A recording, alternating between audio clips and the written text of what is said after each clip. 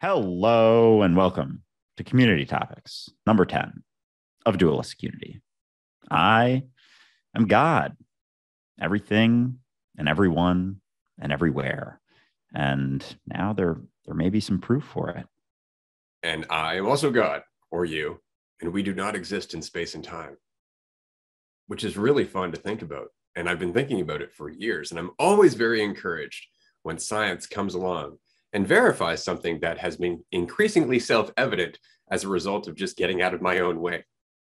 So here we are on Community Topics number 10. And today's topics are actually really exciting, and they kind of tie back to Community Topics number 8, where we were talking about the double slit experiment. So today's topics, and I'm going to name the winner first of this week's vote, is the 2022 Nobel Peace Prize in Physics, proving that the universe is not locally real.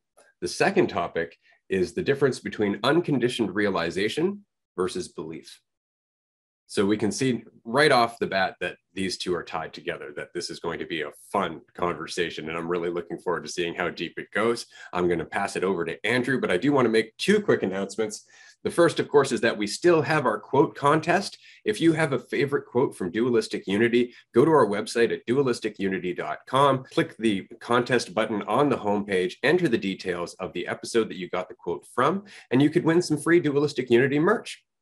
A hoodie, a tote bag, a t-shirt, could be just about anything. And of course, the contest will be wrapping up at the end of October, where everybody will get a chance to vote for the winning quote.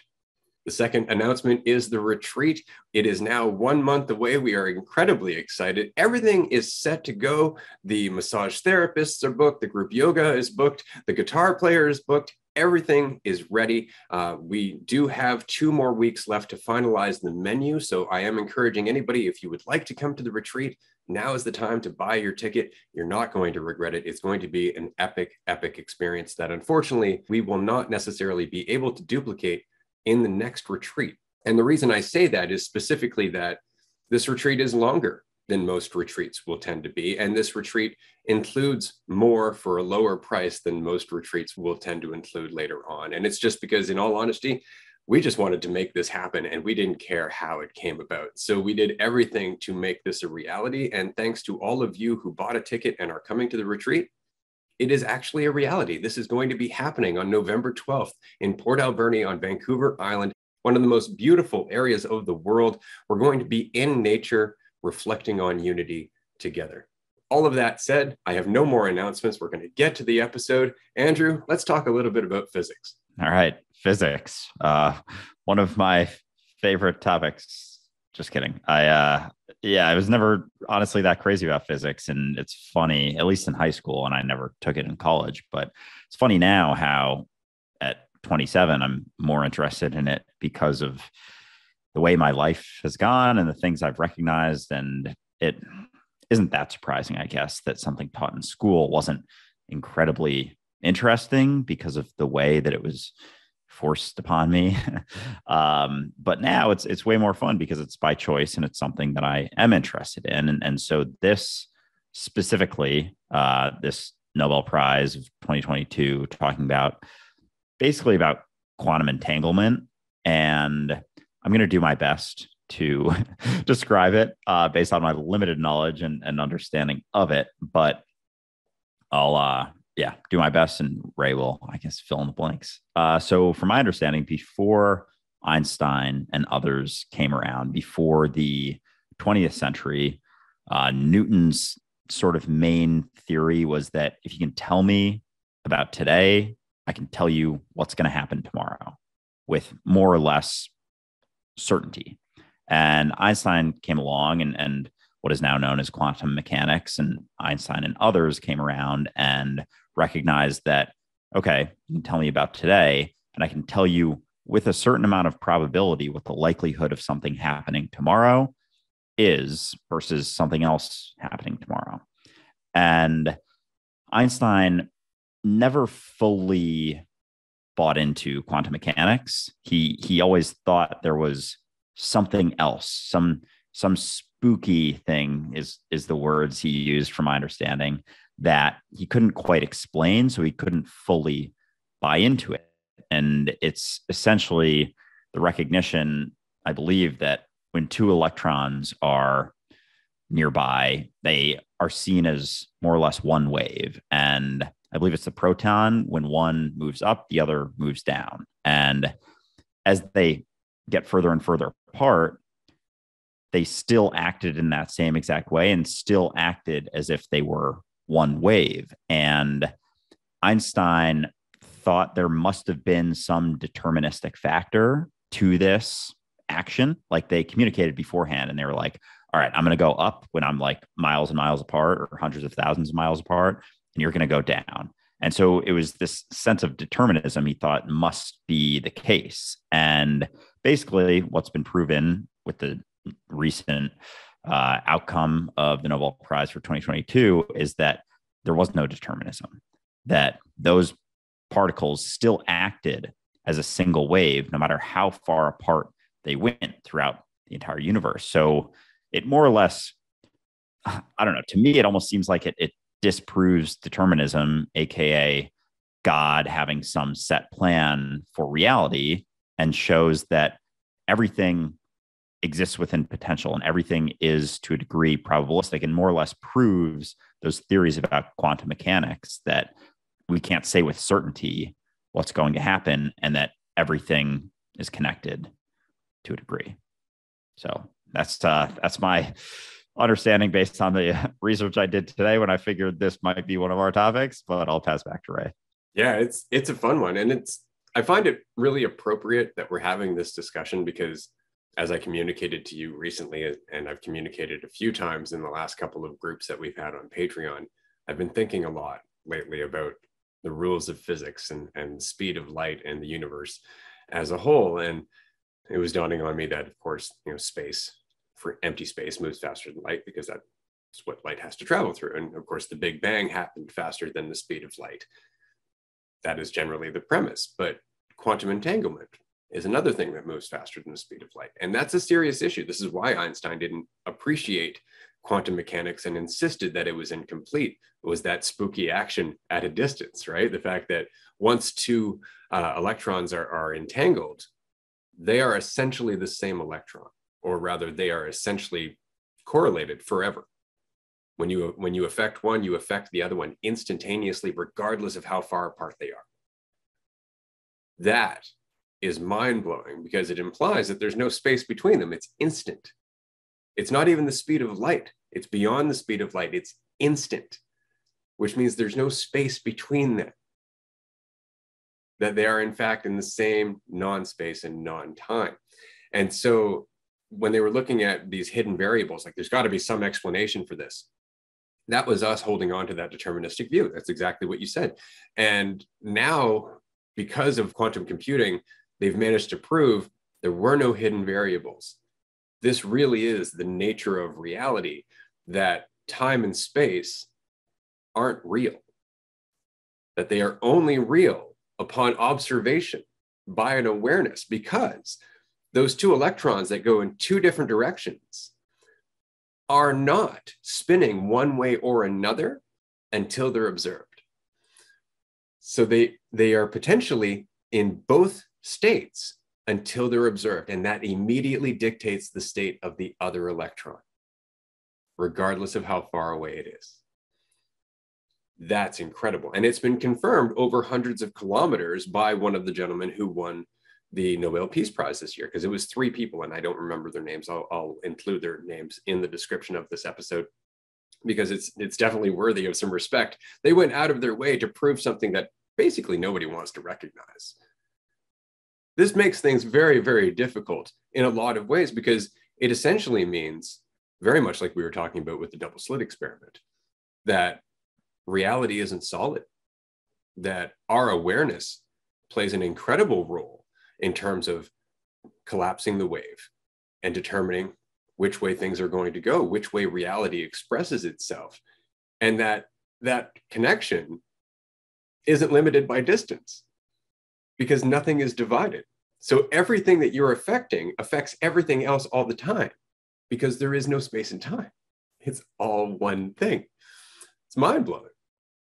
It is fucking mind-blowing. Like the fact that science is now more or less proving these ideas that for so long were questioned and everyone, it's almost like when looking at similarly to looking at identity, like people just don't want to see it. And now it's like we're being overwhelmed and inundated with actual data and experiments that are showing that this is the case. But yeah, the idea, and I'm still, this is a very new concept for me, the idea that there is no space and time. And like there is and there isn't. I mean, I've always recognized, or not always, but for the last, at least 6, 7 months, been able to recognize that time and space are illusions. Like there is no actual division, but seeing it in this way and being proven scientifically is obviously there's a lot there, and it goes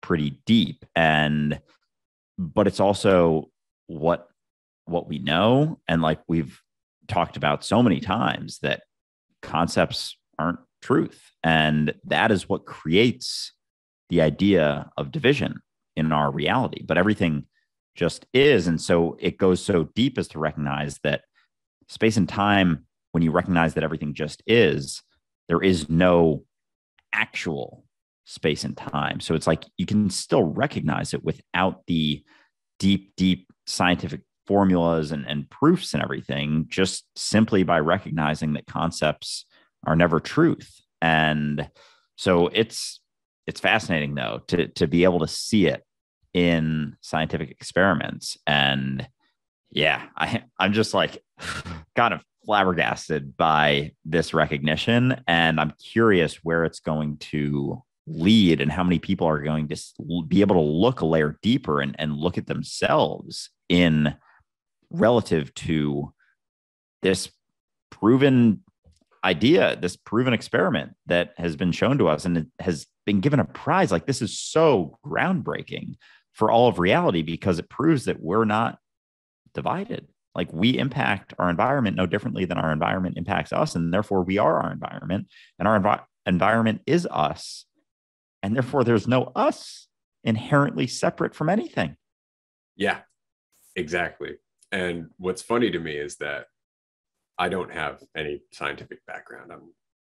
I would say that science is definitely not my forte, though now that I'm older, I am incredibly interested in the concepts. And had I had the appreciation of them, I would have pursued science and math as a younger person, I'm sure, because it's another language. It's another way of expressing an insight. And that's pretty much it. But I've been saying for years that we never left the void, that we aren't in a time period after the Big Bang, that the entire experience of time and the Big Bang only happened in potential, that it's because of the virtue of our experience of this time and our dualistic perspective that there must be a before and an after that dictates the necessity of a Big Bang, of a beginning to this narrative.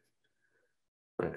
But there was no beginning, in the same way that there is no creator, because there is no time. What is always is. All potential realities always exist and always will, because there is no such thing as non-existence, as we've said. But this is where it gets tricky, because the word exist isn't accurate either, because you can't not exist. Right? So everything is what it is. And this is where it gets tricky, because I was watching somebody earlier today on TikTok. One of our community members sent me their live stream because they wanted me to listen to this individual who I've run across before. But they were quite upset by this very prize for this very reason, because, oh, they're saying that the reality doesn't exist, the universe, it's not real, they don't know what they're talking about. And he was really quite offended by this. And it's like, okay, that's the problem, the offense. Why does this make you so uncomfortable? Why do you have to assume that we all exist? Because that is really the question, because this really delves down to the experience of subjectivity, really. Because you were saying, where's this going to go eventually? And they're going to do all kinds of tests, and they're going to try and take advantage of this new insight technologically, and they're going to do whatever it is they want to do in terms of quantum computing and whatnot. But to me, this insight means more subjectively. We are reality, having an insight about our own nature, right? And what this insight really seals the deal on is the fact that there is nothing but subjectivity, that you are in a dream that does not exist in space and time. Where we get caught, and this is the reason people try and make the double slit experiment into proof that we can manifest whatever we want, we get caught on the individual perspective instead of recognizing that we are the whole dreaming. We are that vast. That's why this dream is so real. It's because we are limitless in our potential. And so reality expresses that limitlessness. But it is pure subjectivity. We exist in a dream that doesn't have a head, that it exists within. In the same way that when we go to sleep, we're not thinking about our head when we're dreaming. We are in the dream, and it doesn't exist in space or time. Oh man. It's like that the paradox of reaching into the box and the hand reaching into above where you're reaching into. And holy shit. Yeah, it's this is a fun one. And I'm excited. I'm glad we have some other stuff coming up this week where we're gonna be able to dive even deeper into it. I know we're streaming on Twitch on Thursday. So we'll definitely want to talk more about this for sure. And I'm sure people will have questions. But yeah, it's cool. And it's interesting that people just don't want to let go of their idea of themselves. And it's like we're being pushed so much more now that the idea of yourself isn't the truth of what you are. And it's simply a concept. It's simply this idea that you hold on to. And why? Because I guess it gives you that false sense of certainty, that idea that you know something to be true, but it's in recognizing that you don't, recognizing the reality of subjectivity, of constant uncertainty, that you set yourself free from that. And it's like we're always confused about thinking that, oh, we're going to be able to think our way or build up this idea to freedom. And it's like that idea is the exact thing that's keeping us from the freedom to be reality itself and have the impacts on reality as reality when we recognize that we're all it.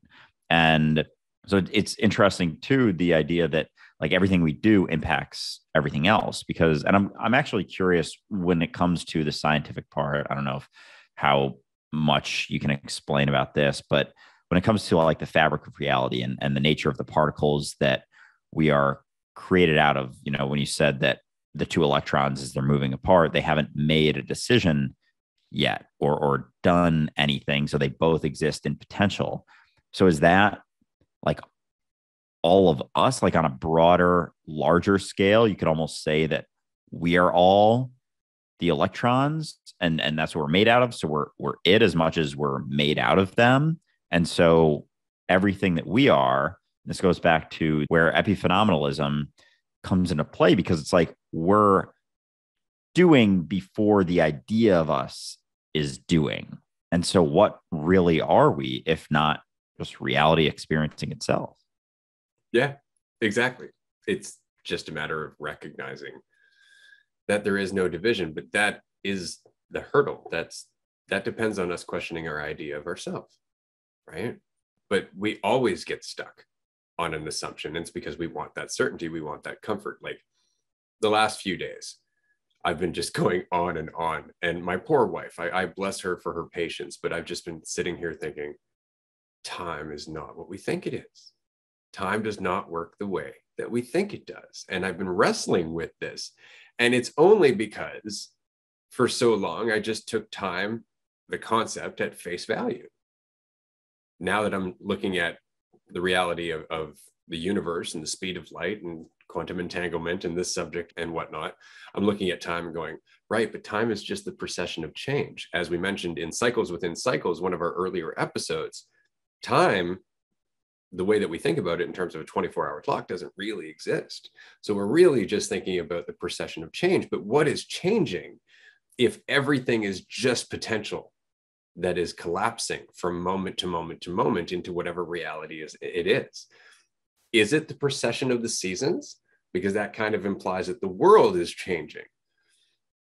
But if the time isn't the way we think it is, then the world isn't changing. We are moving through variations of what the world could be, because we are variations of what the world could be. And we call that process of change from one variation to the other time.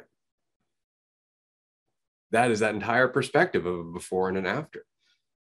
But again, if it's all probability, if space and time don't exist the way that we think they do, then everything becomes an open question in terms of what's possible.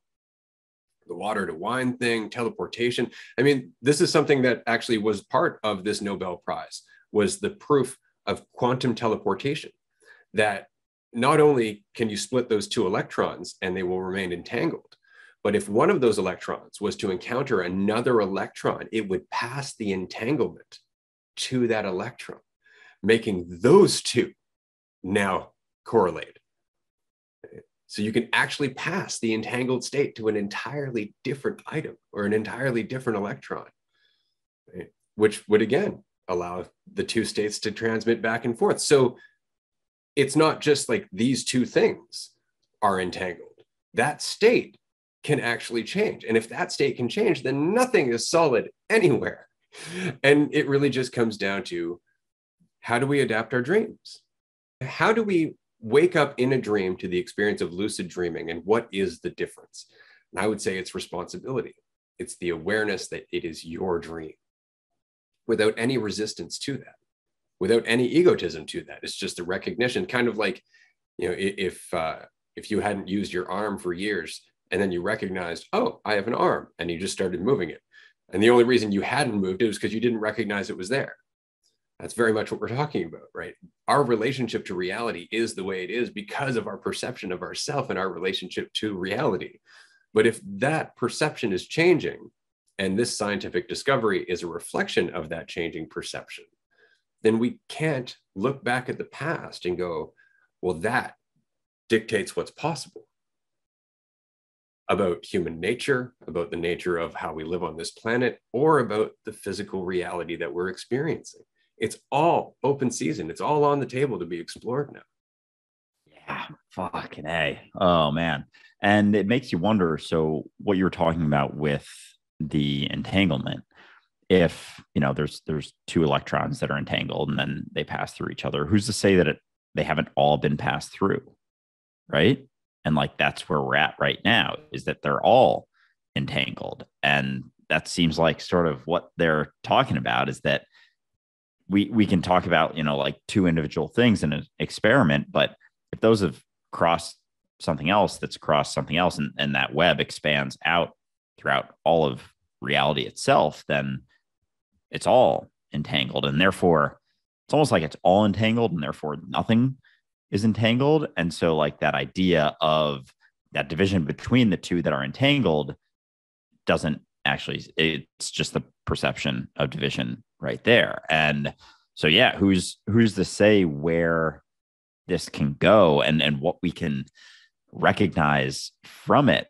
But with human potential, it's so fascinating. And I know we talked about this on a recent Community Topics episode, but it's like we've just settled on this level of identity, this idea that, oh, I am what I am. I'm separate from this. And yeah, it's the meat suit. It's the edge of my skin is where I am. But there's so much depth to that can be picked apart like pretty easily, because we can prove that it's just an idea, because, you know, we really don't think, and maybe not prove, but talk about it, at least have a conversation about it, because all the things, you know, inside of the skin, we're not doing. We're not beating our heart or digesting our food or doing any of those things, no differently than we aren't doing anything outside of our skin. But at the same time, it's like, if those things are all happening and we're doing, then could it be that it's just the idea of ourselves that is in conflict with that? And the reality is that we're actually doing all of it. And as we let go of the perception of division, which includes the idea of ourselves as being something separate from reality, like how deep does this go? Like how much can we really do with it?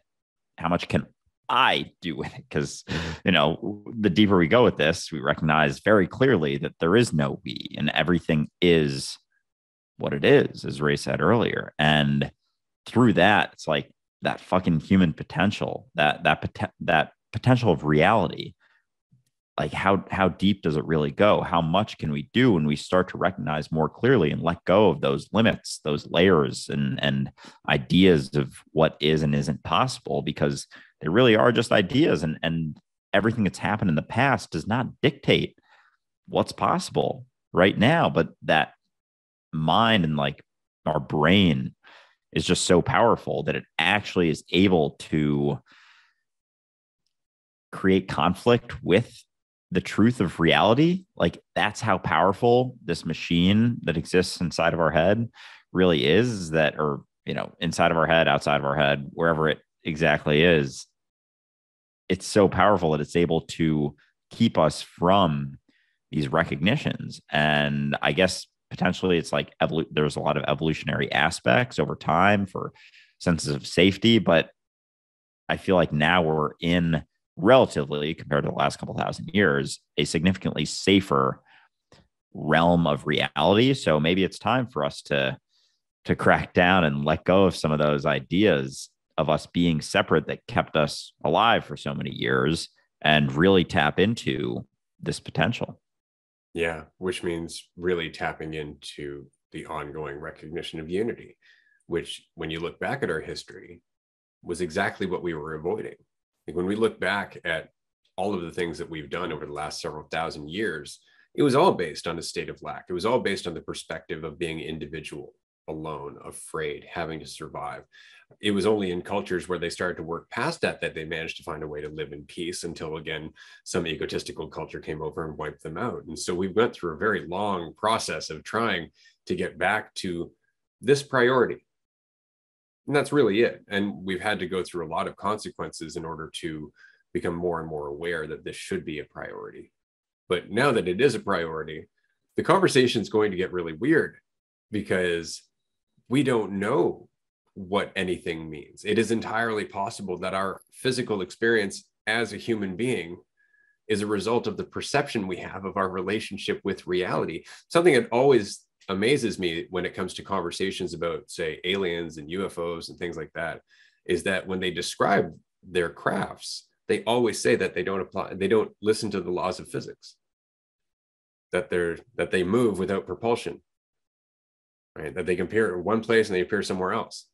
Does that not sound exactly like the insight that we're talking about? Does that not exactly sound like a way of dealing or interacting with reality from a standpoint of recognizing that you are reality, and that all of these rules of physics don't apply depending on how much you identify with the individual and limit your ability to adapt accordingly, right? So it really makes me wonder, and it makes me wonder what's possible. When we start looking at mythology, you start looking at myths about, say, the Greek gods, Zeus and whatnot. Were those based on people who actually figured that shit out at one point? Are legends about magic based on people who at one point were able to do this, and that art was lost over time? Because it would make sense, because we went through a lot of traumatic experiences over the last 10,000 years, not to mention the quote unquote Great Flood. Whether it happened or not, something happened that knocked us back to the Stone Age, because we've been around for hundreds of thousands of years in this form, at least. So it would seem very weird, given all of our shamanic practices, given all of our tribal history, that this is the first time we've come up to this experiment, that this is the first time we've come up to this insight and this decision to continue to explore it, which is why you and I were talking once about how the indigenous tribes in Australia describe this as the dream time, that this is not actually reality as we see it. And a lot of tribes describe it exactly that way, that this is not the physical reality that we perceive it to be, that this is just a dream. Yeah, that is fascinating to say the least. And it really makes you wonder, because if that's the case, then who's to say that we're not just like stuck in this reality because we are so tied to the belief that we are what we think we are. Like it's literally its identity that's keeping us in this reality. And we're so caught up in it and have been for, hundreds, a couple thousand years for sure, that the potential, if we were to be able to let go of that, is incomprehensible. Like we have no idea what could be. And there's been so many instances in our reality where people were more or less certain about something and then got disproven. Like it's constantly happening. And people still fucking settle on answers all the time. They still think they can be sure about the way something is or the way they are, to say the least. But at least, the idea that our current universe has certain laws that are objectively true. Like, come on, now we've disproven things over and over and over, and now we just think like, oh, we settled on it. That's what people thought a couple hundred years ago, a couple thousand years ago, tens of thousands of years ago. But to Ray's point, it really makes you wonder, because I know we only have 10,000 years of recorded human history, more or less. So what, especially the way nature goes, like what could it have been? What could have been before those 10,000 years?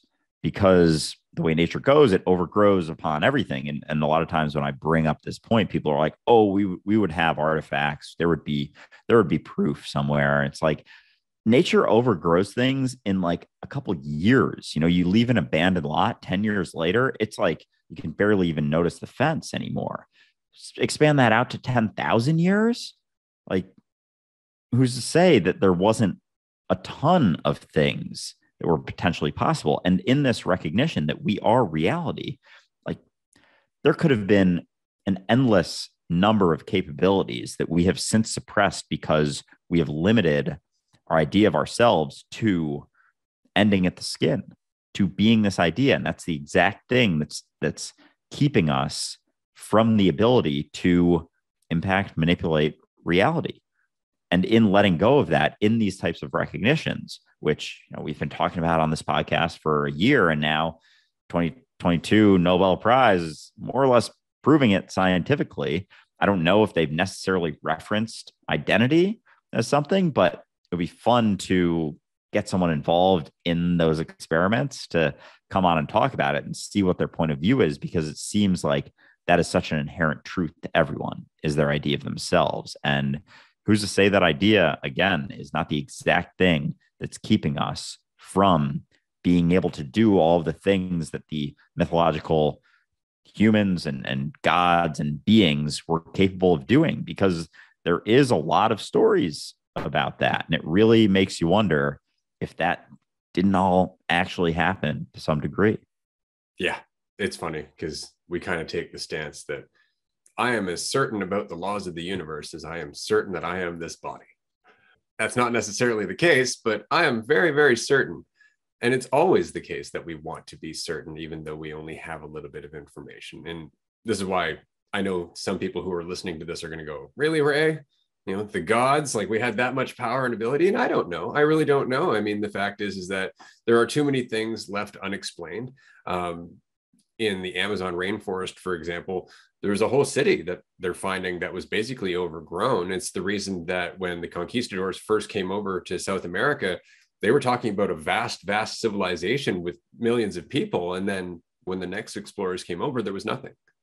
There were no people whatsoever. And it's because the original explorers brought a disease with them. So by the time the next group came, everybody was dead. And the Amazon had basically just grown over the city, only to be found now. So there's a lot that we don't understand. The Nazca lines in South America are another perfect example. These are miles wide, and they are drawings in the dirt of different animals of that area. But they're miles wide, and you can only see them from up in the sky. Why would we create that? Just for fun? Even though we couldn't see them from anywhere, we just figured this would be fun to do. Let's get everybody working on a project together. It'd be family time. No, there was a purpose behind it. But of course, we disregard that because then that doesn't fit our current narrative that we are currently the epitome of evolution and intelligence, which is really the way that we want to look at our society. We really want to go like, look at us. We came from the Stone Age and we managed to get here where we still can't stop fighting one another or scrambling for food. So we haven't exactly evolved, but the fact is that that is the barrier. It's the belief. It's the identity. It's what we're holding on to. Back to your question, I think it would be really interesting to talk to any of the three gentlemen who received this Nobel Award. And it's because you would almost have to be a certain type of person to be willing to try and prove this, despite the discomfort that it's going to cause the people in your life as you try to explain what you've just proven. I think it would be a really interesting conversation just to see what they're like in their own life, how much they take themselves seriously, because I think there probably is some correlation there in regards to having the insight and being out of your way enough to have that insight.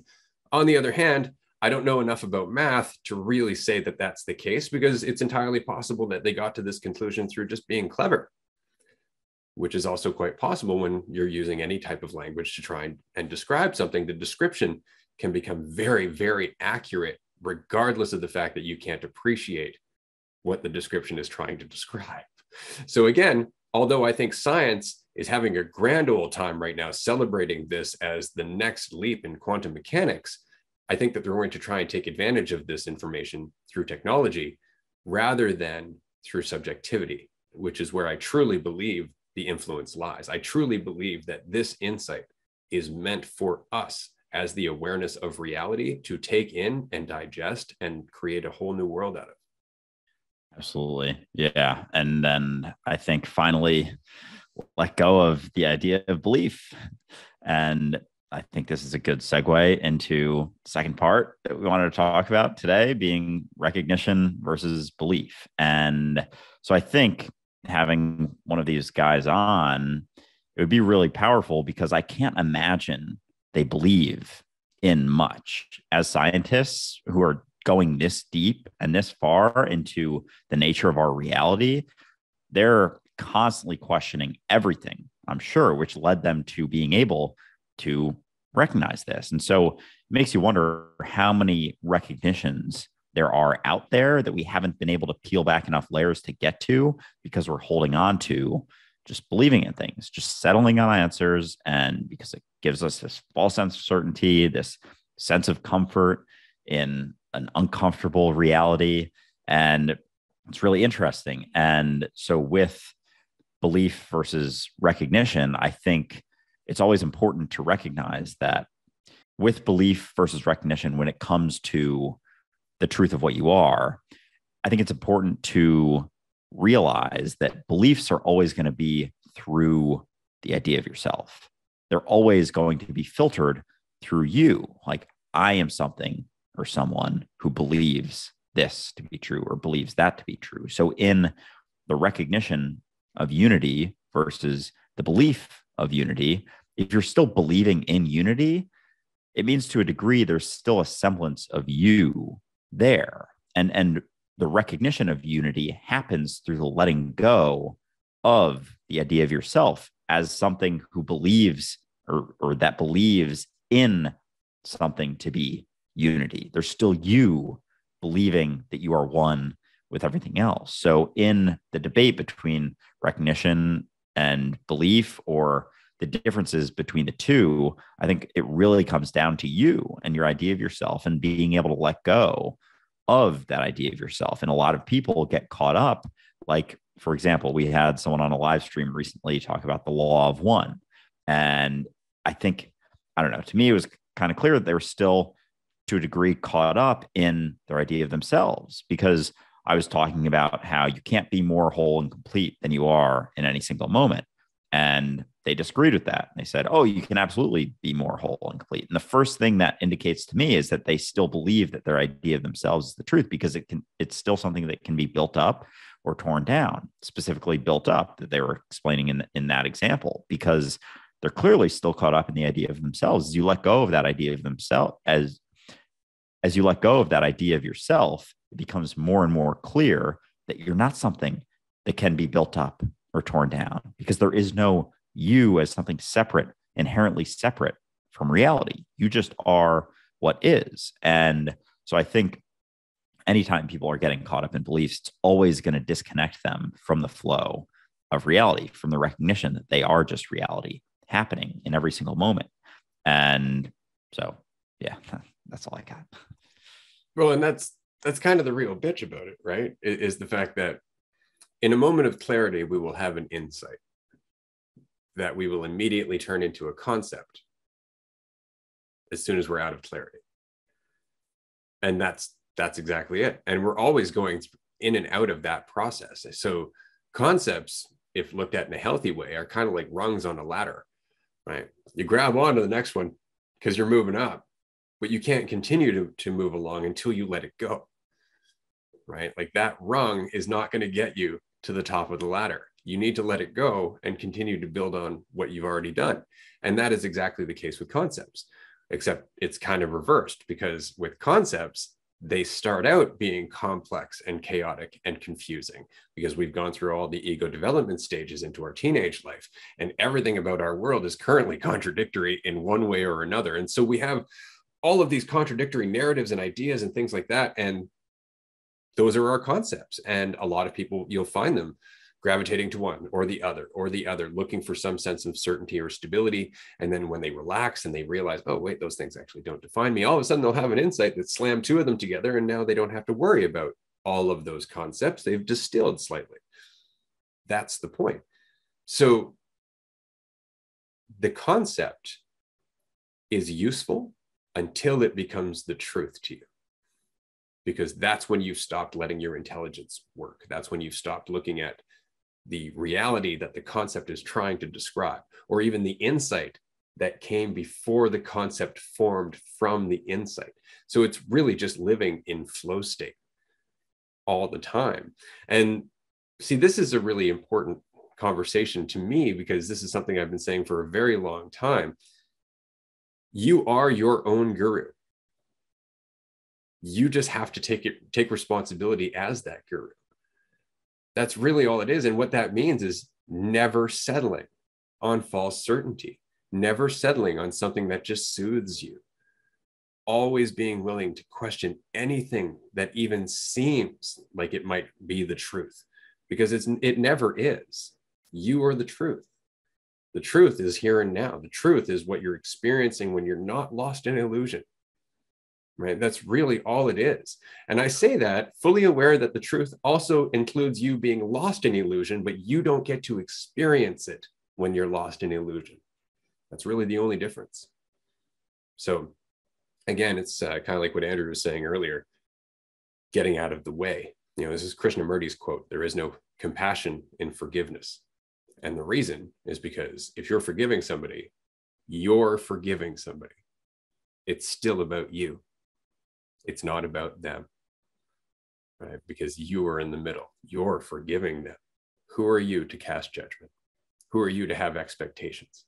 Who are you to say what they should or should not have done based on what your expectations, what you wanted them to do based on your own preferences? That's not compassionate, right? Compassion is removing yourself entirely and doing what needs to be done in that flow state, letting your empathy act on its own, right? And so that's the same thing with this realization, right? In order for us to really take advantage of this realization that we're having collectively, we have to get out of the way, because I'm certain the only way that we're going to realize how much influence we have on the quantum level is for us to increasingly realize how much we are as one. I think so long as we identify as small little bags of meat, we are never going to have more than a passing influence on the quantum level. We'll constantly be mystified by things like the double slit experiment until we can start thinking, oh, actually, I'm everything that is. Not me, the idea, but me, the awareness in flow state. So you have to do it without conceptualizing, which is really the trick. And that's something I really look forward to exploring more at the retreat. Yeah, absolutely. It's like our potential is limited to the idea that we hold on to, and the size of that idea. And like, if you're able to visualize, it's like your potential is limited to the size of you as a person, more or less. We're all more or less the same size relative to reality, but that potential expands as the recognition of the truth of what you are expands. And when it comes to belief, it's always going to limit that potential because, as I said before, belief always is a layer on top of you because you're something that is believing in something. And I almost think of it like we're all spouts out of reality, and intelligence is always trying to come through the spout, and beliefs just plug it up. The more beliefs we have, the more plugged up it is, and we don't allow intelligence to act. And so anytime, it's funny because when people get caught up in like they have some recognitions, they experience some clarity, they have some deeper insights, and then they're like, oh, I want to experience that again. And it's like it was the state that they were in that allowed those insights to come through.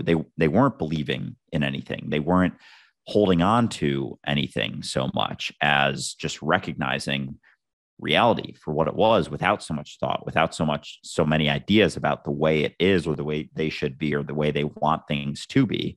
And it allowed the intelligence to spout through the reality of what they are. And so it's always that mentality that allows for that hole to get unplugged. But as soon as you look back on something and think, oh, I wish I was in that state of mind again, it's like that's literally one of the layers that's plugging up that intelligence's ability to act through you. So all recognition comes down to is the letting go of wanting things to be a certain way or yourself to be a certain way or reality to be a certain way, because that's always going to be through you, through that preference that you hold on to, your idea of the way you think things should be. And at a broader scale, we see this all the time with people saying like, oh, this is good and this is bad. It's like, you have no fucking idea. You don't actually know where this is going to go.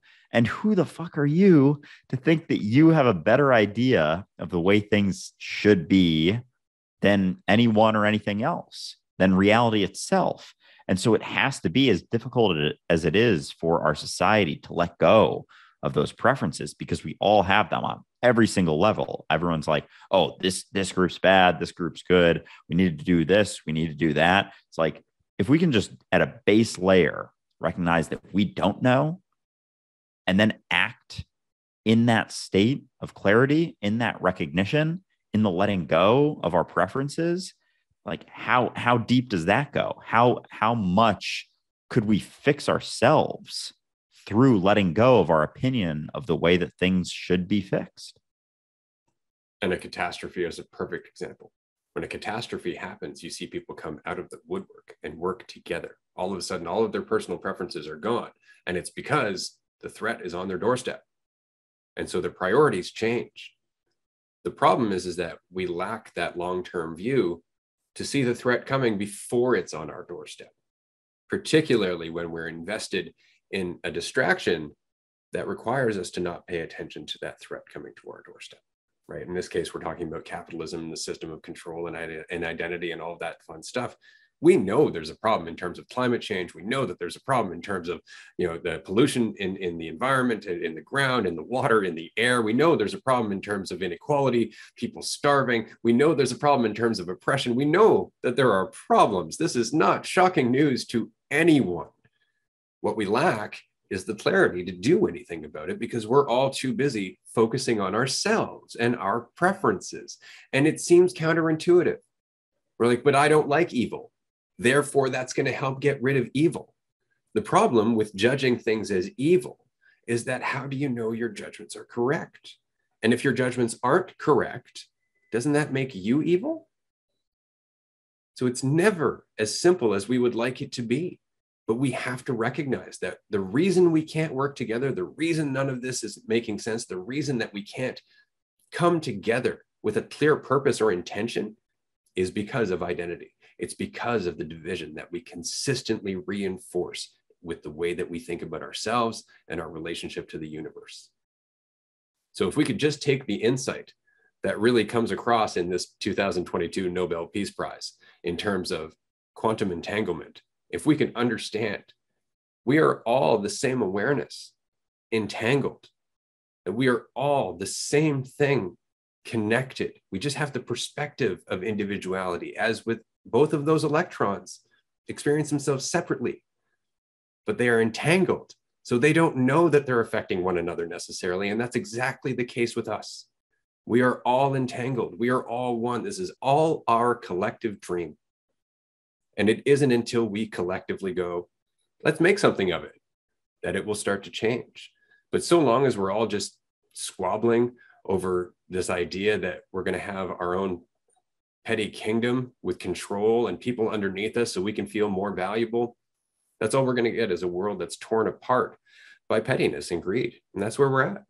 Yeah, it's fascinating just how much it comes down to the idea of ourselves being in the way. Like that's always the hindrance, is we can't get past that. And yeah, who's to say what's really possible when we are able to finally let go of that? And it's fun and exciting that there's actually scientific evidence of this being the case, and of the fact on any level. And it's not even to say that immediately everyone should jump to recognizing that this is all one. It's like there's absolutely layers to it. And just being able to see that your impact on reality, your actions that you take, do impact reality. And even if you don't necessarily recognize that that means you are reality, you can still see on that level that, oh, the way I look at someone today, or interact with that person today, or anything that you do does have real world impacts on literally everything else, because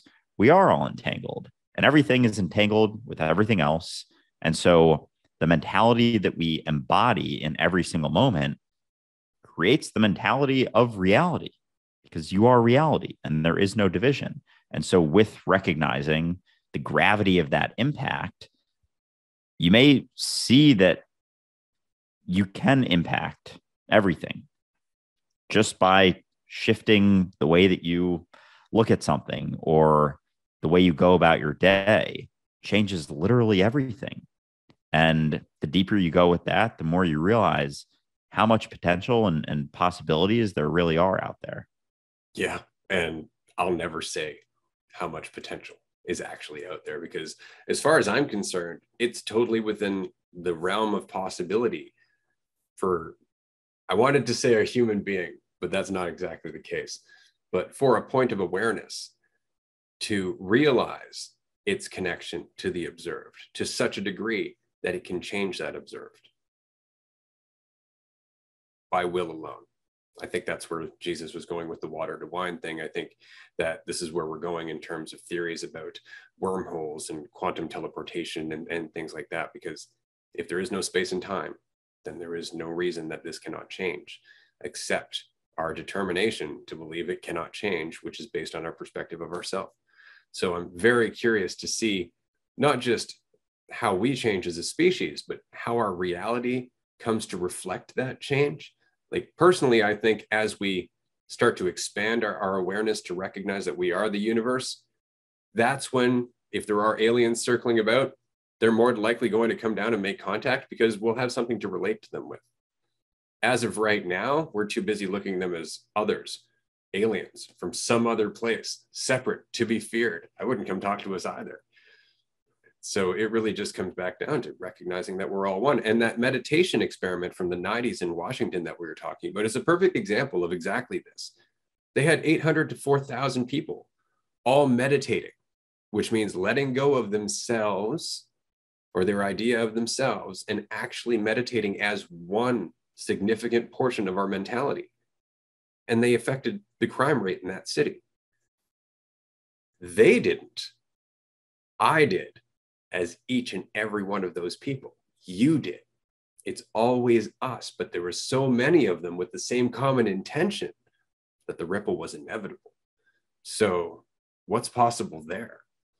Which is, again, why we're so excited about the retreat, why we're so excited to start Dualistic Unity events across the world, so we can gather people together and have this conversation and see what kind of ripples are possible. Because I really do think that we are breaking down a perception that has imprisoned us in this idea that we are nothing more than individual pieces that are disconnected from the whole. Once that perception changes, I think everything else changes with it. Absolutely. Yeah, I couldn't be more excited for all of the events, because it really doesn't come down to what we do. It's the mentality that we embody while we're there, and the freedom that we are able to experience when our environment is also free. We so often have difficulty being free, in part because our environment does have an impact on us, because we are our environment. And although our mentality shifts that environment itself, there is still something to be said for the environment that we experience. So who's to say how much impact a environment that is completely free can have on reality? It's absolutely, I can't say absolutely, but I'm sure it will have a larger impact on things, and be able to, we'll be able to recognize things that we couldn't possibly anticipate through those experiences of a group of people being together and recognizing that they're all the same thing. They're all each other. They're all a single entity that's experiencing an illusion and a dream. And who's to say that it won't wake us all up? Yeah, until someone comes along and says, hey, let's make this a religion. And we will all talk to that person with love and empathy and explain to them why that is not going to happen. That is what we'll do. We're not going to reject them or judge them. We will recognize that they are afraid and they would like a structure because they lack faith in themselves. All they need is time, and maybe a few examples of others who have faith in themselves. And that's really it. We can avoid religion with empathy and clarity and awareness, because religion is unfortunately the result of confusion and fear. And on that note, we are going to end community topics number 10, because we could continue to explore this for a very long time, including, I want to mention this very quickly, the one electron theory, which I thought was amazing. Basically, it's this theory that every electron in the known universe is the same electron, popping in and out of time in different places, interacting with itself, which again goes back to the double slit experiment. We're going to end that there, because we've certainly packed enough into this episode. To the listener, thank you for joining us. Of course, do participate in the quote contest. Do join us at the retreat if you can. It's going to be a deep dive like you've never experienced. I can't tell you enough how much thought and effort and consideration we are putting into this event. It's going to be epic. Absolutely. I can't wait. I am so excited to see what our potential really could be when we're all in the recognition of that freedom, of that constant state of uncertainty, clinging to nothing, and feeling free. Absolutely. We will see you next week for community topics number 11 and episode 16. Thanks so much for being with us. Bye, everyone.